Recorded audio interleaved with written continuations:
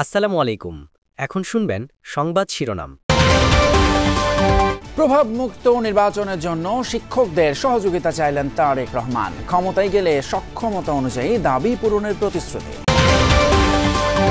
জাতীয় নির্বাচনের সঙ্গেই গণভোট করা সম্ভব, ইসির সংলাপে বিশেষজ্ঞদের মত। পর্যবেক্ষক সংস্থা অনুমোদন, সতর্কতা এবং মিডিয়া মনিটরের তাগিদ। শাপলা প্রতীক চেয়ে ইসিতে 7টি নমুনা সহ এনসিপির চিঠি। মৃত্যু ছাড়া কোনো সেফ এক্সিট নেই, দায়সারাভাবে কাজ করা উপদেষ্টাদের মন্তব্য সার্জিসের। আবরার ফাহাদ স্মরণে রাজধানীর পলাশীতে 8 স্তম্ভের উদ্বোধন। ফ্যাসিবাদ বিরোধী আন্দোলনে পথ দেখিয়েছেন বুয়েটের এই শিক্ষার্থী, বললেন 2 উপদেষ্টা। চট্টগ্রামে ফিল্মি স্টাইলে চলন্ত গাড়িতে গুলি, বিএনপির এক কর্মী নিহত। আধিপত্য নিয়ে দ্বন্দ্বের জেরেই এই হত্যাকাণ্ড, ধারণা নেতাকর্মীদের। এবার দল হিসেবে আওয়ামী লীগের বিচারে তদন্ত কর্মকর্তা নিয়োগ। ট্রাইব্যুনাল আইনে নতুন বিধান, কারো বিরুদ্ধে অভিযোগ দাখিল হলে অযোগ্য হবেন নির্বাচন। আসসালামু আলাইকুম। এতক্ষণ দেখছিলেন সংবাদ শিরোনাম, এখন দেখবেন বিস্তারিত। ক্ষমতায় গেলে রাষ্ট্রের সক্ষমতা অনুযায়ী বেসরকারি শিক্ষকদের দাবি পূরণের আশ্বাস দিয়েছেন বিএনপির ভারপ্রাপ্ত চেয়ারম্যান তারেক রহমান। পাশাপাশি আগামী নির্বাচনে শিক্ষকদের কাছে সহযোগিতা এবং সমর্থন চান বিএনপির শীর্ষ নেতা।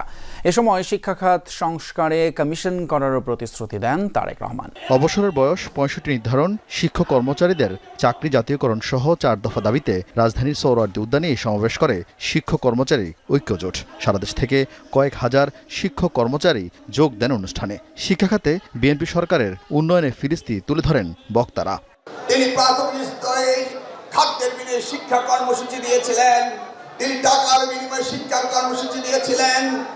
বরাবরই শিক্ষক কর্মচারীদের অনুষ্ঠানে গুরুত্ব দেয় বিএনপির শীর্ষ নেতৃত্ব। খালেদা জিয়ার পর সেই ধারাবাহিকতা অক্ষুণ্ণ রাখেন বিএনপির ভারপ্রাপ্ত চেয়ারম্যান তারেক রহমানও। লন্ডন থেকে ভার্চুয়ালি যোগ দিয়ে হাত নেড়ে শিক্ষকদের স্লোগানের ভালোবাসার জবাব দেন তিনি। নির্বাচনে শিক্ষকদের বিরাট ভূমিকার কথা স্মরণ করিয়ে দিয়ে বিএনপি নেতারা বলেন, অনুপ্রবেশকারীরা যেন ভোট প্রভাবিত করতে না পারে সে বিষয়ে সজাগ থাকতে হবে। যারা গণতন্ত্রের কথা মুখে বলে, হৃদয়ে বিশ্বাস করে না, জনগণকে ধোঁকা দিয়ে রাজনীতি করতে চায়। নির্বাচনে দল দাসের মতো কেউ কাজ করতে পারবে না, কাজে লাগানো যাবে না কোনো রাজনৈতিক অভিপ্রায়। কথা বলেছেন প্রধান নির্বাচন কমিশনার এএমএম নাসির উদ্দিন। নির্বাচন বিশেষজ্ঞদের সাথে সংলাপে তিনি বলেন, নির্বাচন সংশ্লিষ্ট কেউ আগের মতো পক্ষপাতমূলক আচরণ করলে ব্যবস্থা নেবে কমিশন। সংলাপে বিশেষজ্ঞরা গণভোট, নির্বাচন কর্মকর্তাদের চ্যালেঞ্জ, পর্যবেক্ষক সংস্থার অনুমোদন সহ বিভিন্ন বিষয়ে মত দেন। এরপর নারী নেতৃবৃন্দের সাথে বৈঠক করে নির্বাচন কমিশন। প্রেসিডেন্টের কাছ থেকে শপথ নিলেন ইলেকশন কমিশন। সকালে নির্বাচন ভবনে ইসির সাথে নির্বাচন বিশেষজ্ঞদের সংলাপ। যোগ দেন 10 জন নির্বাচন বিশেষজ্ঞ। সংলাপের শুরুতে কমিশনের কার্যক্রম তুলে ধরেন নির্বাচন কমিশনার এএমএম নাসির উদ্দিন। বলেন, একটি বিশেষ পরিস্থিতিতে দেশের ক্রান্তিলগ্নে দায়িত্ব নিয়েছে এই কমিশন, তাই সুষ্ঠু নির্বাচনকে দেশ সেবার সুযোগ হিসেবে দেখছেন সিইসি। আমার কমিটমেন্টও তাই, আমার পুরা ইসির কমিটমেন্টও তাই, একটা সুন্দর, গ্রহণযোগ্য, স্বচ্ছ একটা নির্বাচন জাতিকে উপহার দেওয়া। এখানে সবার সহযোগিতা লাগবে, ইসি একার পক্ষে সম্ভব না।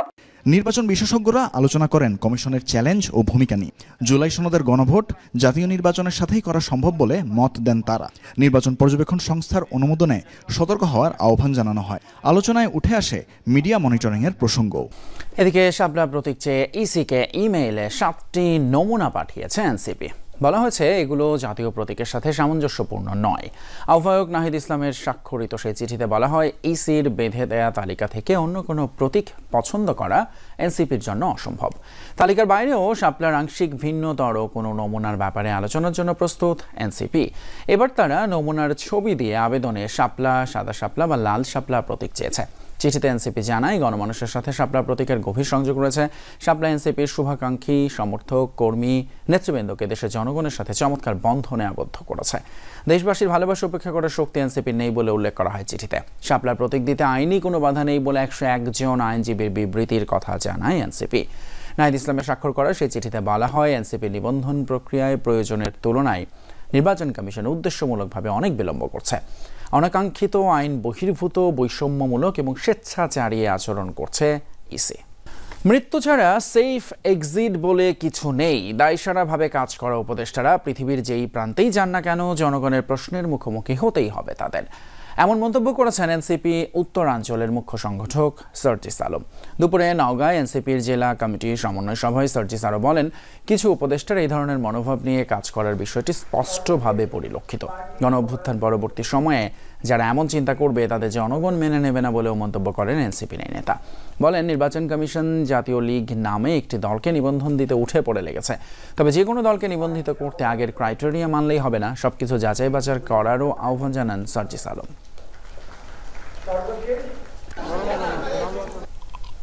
আগামীতে কারা ক্ষমতায় আসবে ওইটাকে চিন্তা করে তাদের সাথে আলাপ আলোচনার ভিত্তিতে দেশের সিদ্ধান্ত গ্রহণ করে। আমরা মনে করি দেশের মানুষের সামনে তারা মুখ দেখাইতে পারবে না। কোথায় সেফ এক্সিট নিবে? পৃথিবীতে সেফ এক্সিট নেওয়ার একটাই জায়গা, সেটা হচ্ছে মৃত্যু। এর চেয়ে তো আর সেফ এক্সিট, এছাড়া কোনো সেফ এক্সিট নাই। আপনি পৃথিবীর যেই প্রান্তে চান। জুলাই যোদ্ধাদের নিয়ে কোনো ষড়যন্ত্র হলে তা মোকাবেলা করা হবে বলে জানিয়েছেন এলজিআরডি উপদেষ্টা আসিফ মাহমুদ সজীব ভূঁইয়া। বিকেলে আবরার ফাহাদের ৬ষ্ঠ শাহাদত বার্ষিকী উপলক্ষে এক স্মরণ সভা এবং আগ্রাসন বিরোধী ৮ স্তম্ভের উদ্বোধনী অনুষ্ঠানে কথা বলেন তিনি। এর আগে সকালে আরেক অনুষ্ঠানে বক্তারা বলেন, ফ্যাসিবাদ বিরোধী গণ অভ্যুত্থানে পথ দেখিয়েছেন শহীদ আবরার ফাহাদ। 2019 সালের 7 অক্টোবর নিজ ক্যাম্পাসে ছাত্রলীগের নির্মম নির্যাতনে নিহত হন আবরার ফাহাদ। শহীদ আবরার ফাহাদের ৬ষ্ঠ মৃত্যুবার্ষিকী উপলক্ষে এক স্মরণ সভা ও আগ্রাসন বিরোধী ৮ স্তম্ভ উদ্বোধন অনুষ্ঠানের আয়োজন করে ঢাকা দক্ষিণ সিটি কর্পোরেশন। এতে যোগ দেন অন্তর্বর্তী সরকারের বিভিন্ন উপদেষ্টা সহ নিহত আবরারের পরিবারের সদস্যরা। অনুষ্ঠানে তথ্য উপদেষ্টা মাহফুজ আলম বলেন, জুলাই গণঅভ্যুত্থানের শহীদের স্মৃতি ধারণ করে উন্নত সমাজ ও রাষ্ট্র বিনির্মাণ করা জরুরি। এনসিবির সদস্য সচিব আক্তার হোসেন বলেন, আবরার ফাহাদ বাংলাদেশ বিরোধী সকল শক্তির বিরুদ্ধে এক প্রতিবাদী প্রতীক। আমরা যদি আসলেই আবরার ফাহাদ এবং জুলাই অভ্যুত্থানের শহীদদেরকে ধারণ করে আসলেই আমরা আধিপত্যবাদ, আগ্রাসন এবং উপনিবেশবাদকে আমরা পরাস্ত করতে চাই, তাহলে আমাদের নিজেদেরকে প্রস্তুত করতে হবে। ছাত্রলীগের সন্ত্রাসীরা একটা স্মরণ সভাকেও সহ্য করতে পারে নাই, কারণ তারা জানে যে আবরার ফাহাদের স্মরণ সভা আমরা আয়োজন করেছি, সেই আবরার ফাহাদ আওয়ামী লীগের তাবেদারি রাজনীতির মুখে কুঠারাঘাত করেছে। জুলাই হত্যাযজ্ঞের ঘটনায় এবার দল হিসেবে আওয়ামী লীগের বিচারের জন্য তদন্ত শুরু হয়েছে। নিয়োগ দেওয়া হয়েছে তদন্ত কর্মকর্তা। অন্যদিকে আন্তর্জাতিক অপরাধ ট্রাইব্যুনাল আইনেও যুক্ত হয়েছে নতুন বিধান। আনুষ্ঠানিক অভিযোগে কারোর নাম থাকলে থাকবে না তার সরকারি চাকরি বা জনপ্রতিনিধির পদ। অংশ নিতে পারবেন না নির্বাচনেও। চিফ প্রসিকিউটর বলেন, বিচার চলাকালীন আইন সংশোধন বা সংযোজন নিয়ে বিতর্কের সুযোগ নেই, এতে বিচার বাধাগ্রস্ত হবে না। জুলাই আগস্টের হত্যাযজ্ঞে আইনশৃঙ্খলা বাহিনীর পাশাপাশি আন্দোলন দমনে মাঠে ছিল আওয়ামী লীগ, ছাত্রলীগ, যুবলীগ সহ 14 দলের নেতাকর্মীরা। ছাত্র জনতার রক্তে ভিজে থাকা সেই মাসগুলোর জন্য দায়ীদের পাশাপাশি দল হিসেবে আওয়ামী লীগের বিচারের দাবি তুলেছিলেন অনেকে। আন্তর্জাতিক অপরাধ ট্রাইব্যুনালের প্রসিকিউশনেও জমা পড়ে অভিযোগ। সেই অভিযোগ দীর্ঘদিন ফাইলবন্দি থাকার পর হত্যাযজ্ঞের দায়ে এবার তদন্তের মুখে আওয়ামী লীগ। মঙ্গলবার চিফ প্রসিকিউটর জানালেন, কার্যক্রম স্থগিত থাকা আওয়ামী লীগের বিরুদ্ধে শুরু হয়েছে আনুষ্ঠানিক তদন্ত। নিয়োগ দেওয়া হয়েছে তদন্ত কর্মকর্তাও। তদন্তে অন্য কোনো রাজনৈতিক দলের সংশ্লিষ্টতা মিললে তার বিরুদ্ধেও ব্যবস্থা নেওয়া হবে। আওয়ামী লীগের ব্যাপারেই শুরু হয়েছে। ক্রমান্বয়ে তদন্ত যখন আরও আগাবে, তখন যদি প্রয়োজন মনে হয় যে আরও কোনো দলও এর সাথে ইনভলভড আছে এবং তাদের ব্যাপারেও তদন্ত হওয়া দরকার, তাহলে আমাদের তদন্ত সংস্থা সেই অনুযায়ী যথাযথ ব্যবস্থা গ্রহণ করবে। ট্রাইব্যুনাল আইনে দলের বিরুদ্ধে অভিযোগ প্রমাণিত হলে দল নিষিদ্ধ করা, সম্পত্তি বাজেয়াপ্ত সহ কঠোর শাস্তির বিধান রয়েছে। চিফ প্রসিকিউটর জানান, অন্য মামলার সাক্ষ্য প্রমাণও কাজে লাগবে এই তদন্তে।